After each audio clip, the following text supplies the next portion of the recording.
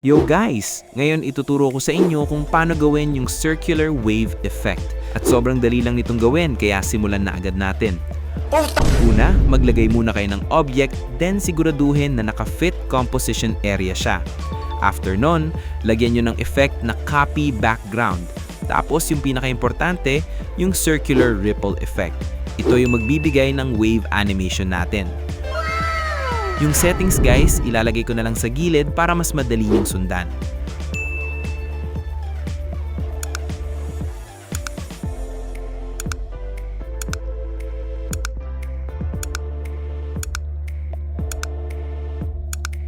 Kapag tama na yung setup nyo, dapat ganito na yung magiging result. Then dagdag ko lang kung gusto nyo pang mas lumakas yung wave effect, galawin nyo lang yung strength setting.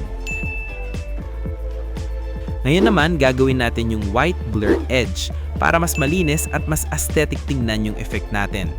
DIY lang to guys, kaya madali lang din. Una, maglagay kayo ng circle object, then i-duplicate nyo siya. Yung duplicate, liitan nyo ng konti.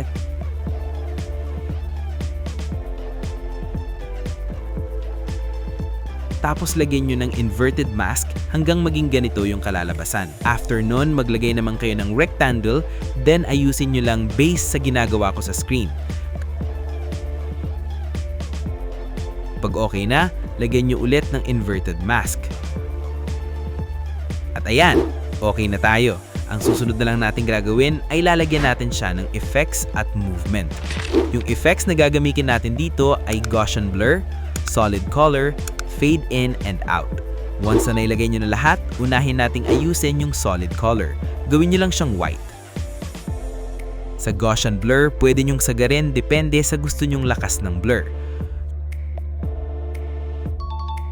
Yung fade in and out naman, gawin nyo lang 0 yung in.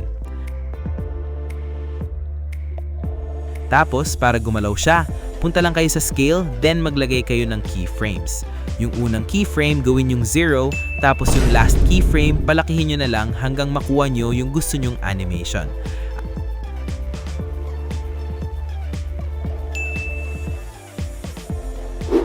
At huwag nyong kakalimutan yung graph guys, sobrang importante niyan. At ayan, ganun lang kadali gawin yung effect na to.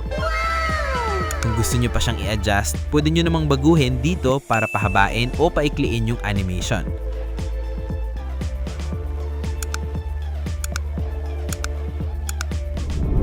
Ganun lang kadali gawin yan guys. Kaya ano pang hinihintay nyo? Subukan nyo na rin.